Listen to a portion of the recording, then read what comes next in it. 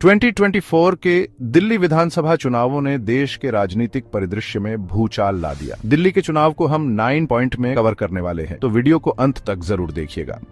Point 1, नतीजों ने सत्ता के संतुलन में एक बड़ा बदलाव ला दिया। भारतीय जनता पार्टी ने 27 साल बाद एक ऐतिहासिक जीत हासिल की। आम आदमी पार्टी को करारी हार का सामना करना पड़ा, जिससे कई लोग अरविंद केजरीवाल के भविष्य के बारे में सोचने पर मजबूर हो गए। देश भर में इन चुनावों पर कड़ी नजर रखी गई। दिल्ली को राष्ट्रीय राजनीति के एक छोटे रूप के तौर पर देखा गया। बीजेपी की जीत को प्रधानमंत्री नरेंद्र मोदी की लोकप्रियता के समर्थन के रूप में देखा जा रहा है। इन नतीजों का भारतीय राजनीति पर महत्वपूर्ण प्रभाव पड़ेगा। 2029 के लोकसभा चुनावों के लिए रणनीतियां बनाई जाएंगी। पॉइंट 2, दिल्ली में बीजेपी की जीत किसी चमत्कार से कम नहीं थी। पार्टी ने 70 में से 48 सीटों पर शानदार जीत हासिल की, पिछले विधानसभा चुनावों में उनके खराब प्रदर्शन से बहुत अलग। इस जबरदस्त जीत ने राजधानी में बीजेपी के 27 साल के सूखे को समाप्त कर दिया। नरेंद्र मोदी के नेतृत्व में पार्टी के उल्लेखनीय पुनरुत्थान का प्रमाण। बीजेपी की जीत के पैमाने ने कई लोगों को चौंका दिया। चुनाव विश्लेषकों ने बीजेपी और मौजूदा एएपी के बीच कड़ा मुकाबला होने का अनुमान लगाया था। हालांकि विकास और स्थिरता पर ध्यान केंद्रित करते हुए बीजेपी की अच्छी तरह से तैयार की गई कैंपेन मशीनरी अनुमान से कहीं अधिक प्रभावी साबित हुई। बीजेपी की सफलता में कई कारकों ने योगदान दिया।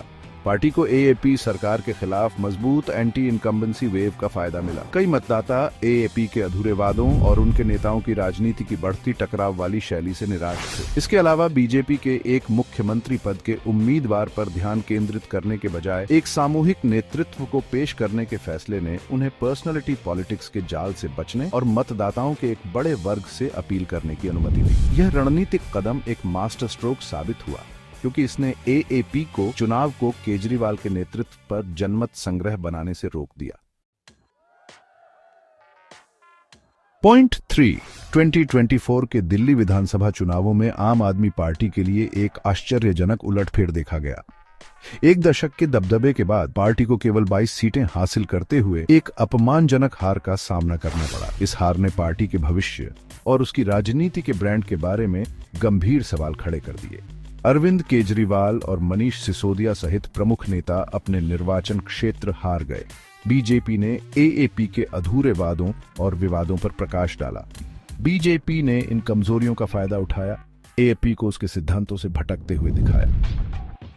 पॉइंट 4, 2024 के दिल्ली विधानसभा चुनावों ने भारतीय राष्ट्रीय कांग्रेस, जो कभी भारतीय राजनीति में प्रमुख शक्ति थी, के लिए एक धूमिल तस्वीर पेश की। यह ग्रैंड ओल्ड पार्टी एक भी सीट जीतने में नाकाम रही, राजधानी में अपनी हार का सिलसिला जारी रखा और राष्ट्रीय स्तर पर अपने निरंतर पतन को उजागर किया। यह निराशाजनक प्रदर्शन कांग्रेस नेतृत्व के लिए गंभीर आत्मनिरीक्षण का कारण है। ऐसा लगता है कि पार्टी एक डाउनवर्ड स्पाइरल में फंस गई है। बीजेपी के अग्रेसिव कैंपेनिंग का मुकाबला करने में असमर्थ है और तेजी से एस्पिरेशनल इलेक्टोरेट से जुड़ने के लिए संघर्ष कर रही है। ऐसा लगता है कि कांग्रेस का पारंपरिक समर्थन आधार खत्म हो रहा है। मतदाता उन पार्टियों की ओर जा रहे हैं जो एक अधिक निर्णायक नेतृत्व और भविष्य के लिए एक स्पष्ट दृष्टिकोण प्रदान करती है। एएपी सरकार के खिलाफ कथित एंटी इनकम्बेंसी का फायदा उठाने में कांग्रेस की विफलता और एक मजबूत नेतृत्व वाला चेहरा पेश करने में उनकी अक्षमता ने उनके संकट को और बढ़ा दिया। पार्टी के कैंपेन में दिशा का अभाव था और यह मतदाताओं के साथ प्रतिध्वनित होने में विफल रही, जिन्होंने उन्हें बीजेपी के लिए एक व्यवहार्य विकल्प प्रदान करने में असमर्थ एक स्पेंट फोर्स के रूप में देखा।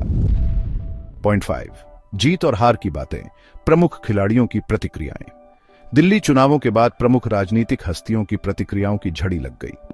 अपनी पार्टी की ऐतिहासिक जीत की खुशी मनाते हुए प्रधानमंत्री नरेंद्र मोदी ने इसे बीजेपी के विकास के एजेंडे की जीत और अपने नेतृत्व में लोगों के विश्वास का प्रमाण बताया। मोदी ने अपनी विशिष्ट वाक्पटु शैली में इस बात पर जोर दिया कि बीजेपी की जीत उनकी सरकार की नीतियों की पुष्टि और प्रगति और समृद्धि के पथ पर आगे बढ़ने का स्पष्ट जनादेश है। निराश दिख रहे अरविंद केजरीवाल ने हार को शालीनता से स्वीकार किया, बीजेपी को बधाई दी और एएपी की असफलता के कारणों पर आत्मनिरीक्षण करने का वादा किया। अपने समर्थकों को संबोधित करते हुए केजरीवाल ने अपनी सरकार की कमियों को स्वीकार किया और लोगों का विश्वास वापस पाने के लिए और अधिक मेहनत करने का वादा किया। बीजेपी के मुख्य रणनीतिकार अमित शाह ने पार्टी की सफलता का श्रेय उनकी मेटिकुलस प्लानिंग, इफेक्टिव कम्युनिकेशन और जमीनी स्तर पर मजबूत संगठन को दिया। अपनी राजनीतिक कुशाग्रता के लिए जाने जाने वाले शाह ने आम आदमी की आकांक्षाओं से जुड़ने की बीजेपी की क्षमता और सुशासन पर उनके अटूट ध्यान को उनकी जीत के प्रमुख कारकों के रूप में बताया। पॉइंट 6, मतपत्र के रणक्षेत्र, प्रमुख चुनावी मुद्दे।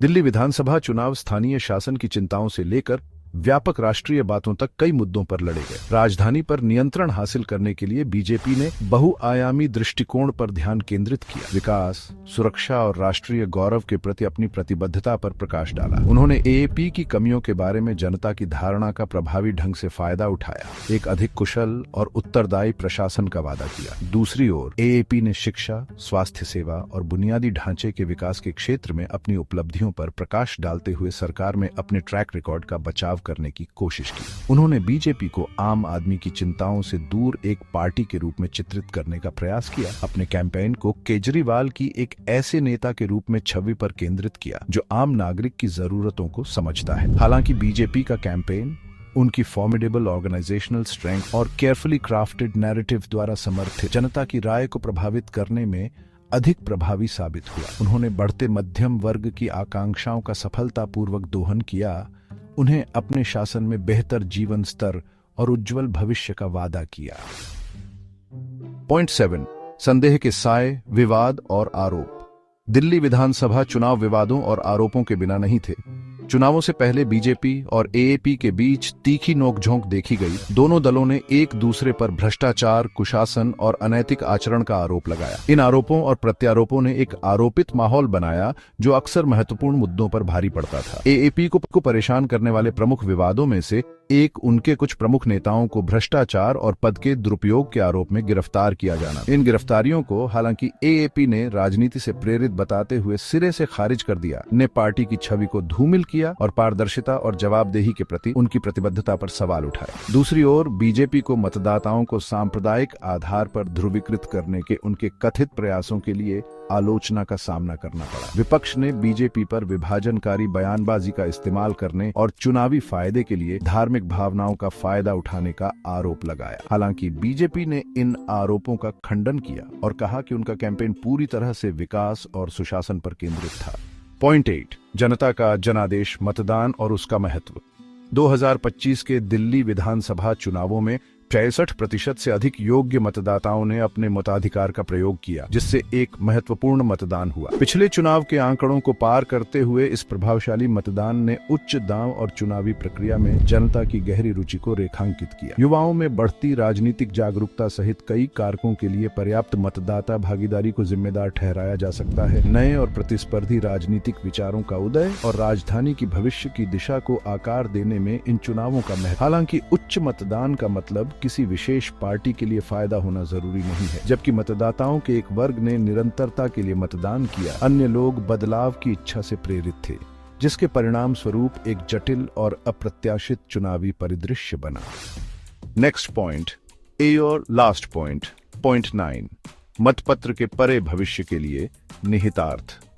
दिल्ली विधानसभा चुनावों में बीजेपी की शानदार जीत के भारतीय राजनीति के भविष्य के लिए दूरगामी निहितार्थ है। अन्य राज्यों में चुनावी सफलताओं की एक श्रृंखला के बाद आई यह जीत भारतीय राजनीति में प्रमुख शक्ति के रूप में बीजेपी की स्थिति को और मजबूत करती है और एक लोकप्रिय और करिश्माई नेता के रूप में प्रधानमंत्री नरेंद्र मोदी की छवि को मजबूत करती है। एएपी के लिए यह हार एक वेकअप कॉल के रूप में कार्य करती है, उन्हें अपनी रणनीति पर आत्मनिरीक्षण करने और मतदाताओं के साथ फिर से जुड़ने के लिए मजबूर करती है। अगर पार्टी भारतीय राजनीति में एक महत्वपूर्ण शक्ति बनी रहना चाहती है तो उसे कैंपेन के दौरान उठाए गए सवालों का समाधान करना होगा और लोगों का विश्वास और भरोसा वापस पाने की दिशा में काम करना होगा।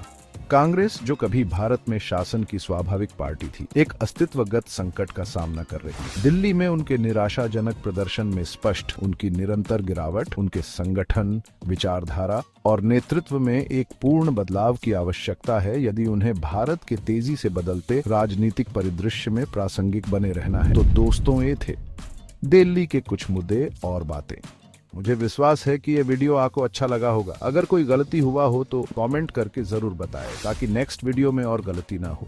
दोस्तों, आपसे एक रिक्वेस्ट है कि यदि आप हमारे चैनल थॉटफुल इनसाइट को सब्सक्राइब नहीं किए और वीडियो लाइक शेयर नहीं किए हो तो अभी कर लीजिए। मिलते हैं नेक्स्ट वीडियो में।